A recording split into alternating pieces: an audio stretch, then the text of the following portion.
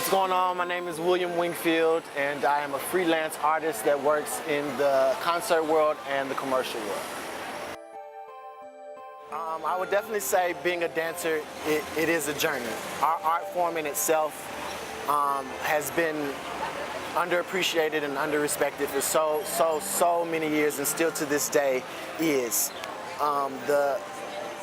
As a dancer, a true artist, let me say, rather than a dancer, as a true artist, we give so much of ourselves from our inside out that it can be completely draining. So when you do a show for 6 months, 7 months, and you have to do the same thing every night, I don't think people realize how difficult that is as a true artist. The hardship in it comes with feeling like you haven't cheated your audience. Because some days people go to work, they don't feel like working.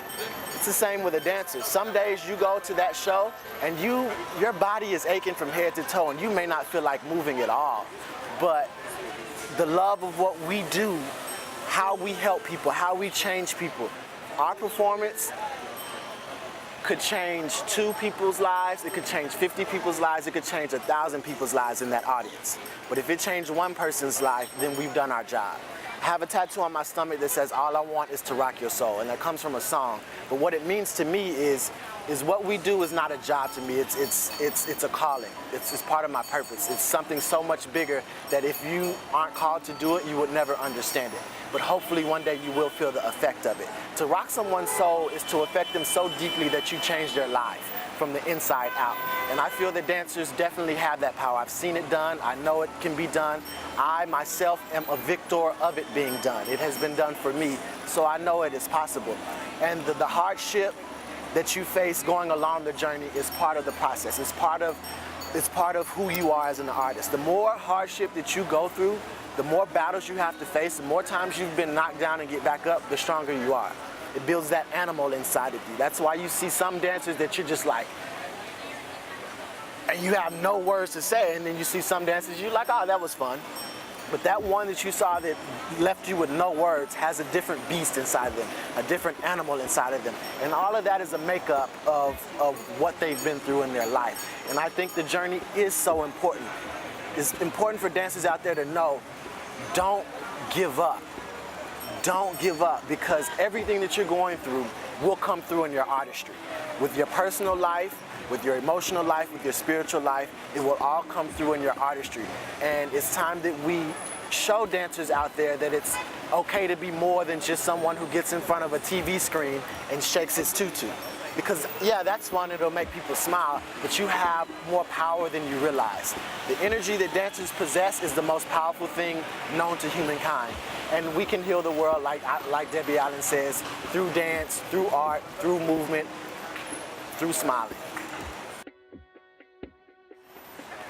My feelings on So You Think You Can Dance are so wide. There are so many feelings on So You Think You Can Dance. I feel like they have done more for dance in such a short amount of time than we could have hoped for. I feel like they have accomplished a lot by exposing the world to dance in so many different shapes, forms, and facets. So many styles, so many genres, so many different choreographers. Now, there are a lot of true artists out there who aren't just the general public, who do know dance, who do know another side of the art. And to those true artists, a lot of times So You Think You Can Dance can seem commercialized and can seem, I'm not gonna say fake, but can seem a little false to a certain extent. But the thing about So You Think You Can Dance is the stuff you don't see behind the camera. That's where the real goes on. We worked 10 weeks, 7 days a week with not one day off. Not one day off. Not one. I mean, our schedule went back to back to back to back to back. And I don't care if you're a true artist or someone sitting at home, you have no option but to respect that. Because I don't know many people that work that hard.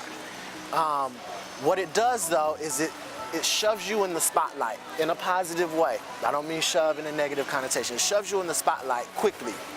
But for somebody like me, who was labeled as the professional dancer, it makes it very difficult for the people at home because, oh, you're the professional dancer. Rather than being happy with whatever I give and excited with whatever I give, they're expecting me to be absolute perfection. And anything less than that in their mind is absolutely just, you should read some of the blogs and some of the things that people have to say. I mean, they can, if you read that stuff, it can really get to you because people can be very hateful. But everybody's there, everybody's working very, very hard, and it's one of the hardest working experiences I've ever had to deal with, because as a true artist, I usually have time to go in depth with where I want to go with my artwork and how I present things, because speaking with your body is not easy. In order to speak with your body, you have to really understand what you're trying to say in order to convey that to everyone across the board, whether they're a dancer or not. And with the time frame that we're given, you don't really get that opportunity. I mean, we really are only given 5.5 hours to learn a routine. An hour and a half of that is in front of a camera. You know, the other portion of that, you're like trying to pick up moves, make sure you don't kill your partner, understand what the choreographer is thinking about, going through costume fittings, working on your solo. I mean, there's so many things to deal with in your mind that you don't really, I feel, ever get the chance to express your absolute truest artistry for America to see. Now, what you do get to do is your nerves get to you and you get to give them all of your spirit. You know, they get to see your true spirit come alive, because we went on stage a lot of times not knowing what we were gonna do, not knowing our choreography, never having practiced a couple of lists. Like, so you're just going out there, you're hoping for the best, and you give your hearts and souls. So all I ask from America is that they appreciate So You Think You Can Dance for what it is. I mean, it's bringing dance to America.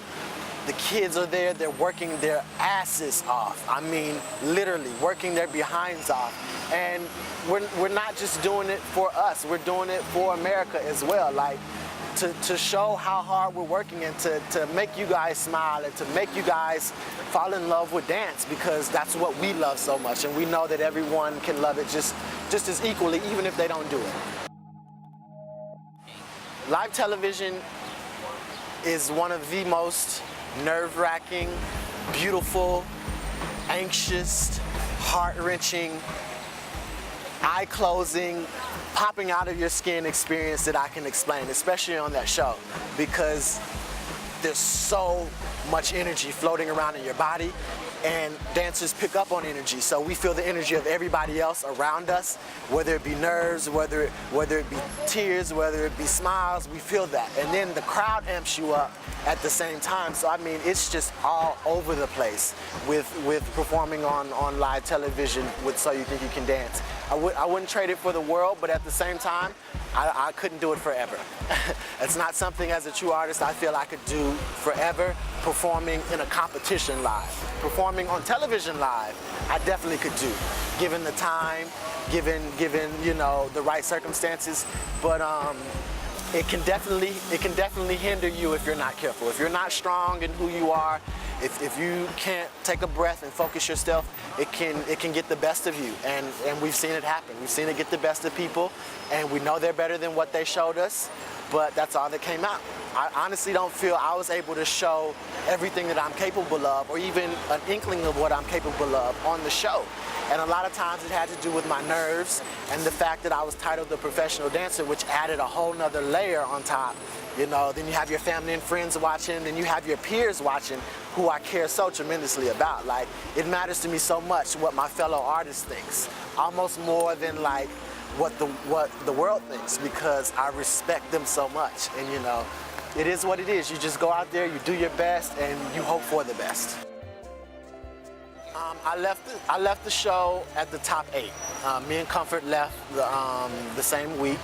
What they do is once you get down to the top 10 we know go on tour, and then from there it just, every week it gets more and more cutthroat, more and more cutthroat. And I felt like that week was one of my better weeks. I came out with my James Brown solo, you know, they were asking for more personality from me. I gave them the personality, and then boom, I was gone.